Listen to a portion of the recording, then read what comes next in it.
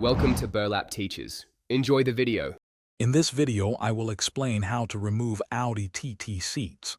First, for safety, disconnect the negative terminal of your car's battery. Next, slide the seat all the way forward to easily access the two rear Torx bolts. Use the correct Torx bit to carefully loosen and remove these bolts.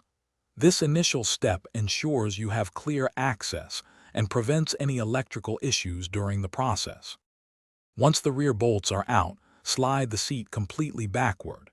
This will expose the two front Torx bolts that secure the seat to the floor. Carefully remove these front bolts. With all four bolts detached, you can now gently tilt the entire seat backward. This action provides crucial access to the various electrical connectors located underneath the seat base.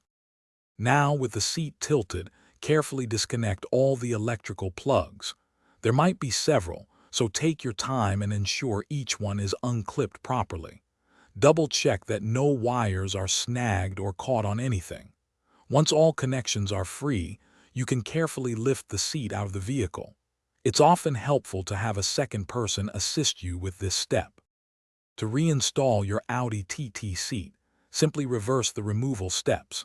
Ensure all electrical connections are securely reattached before bolting the seat down. Always torque the bolts to the manufacturer's specified values for safety. Remember to reconnect your battery's negative terminal last. Also, life's too short for cheap socks.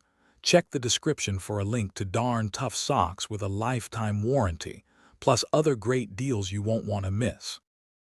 Thanks for watching. Consider subscribing if this video helped you.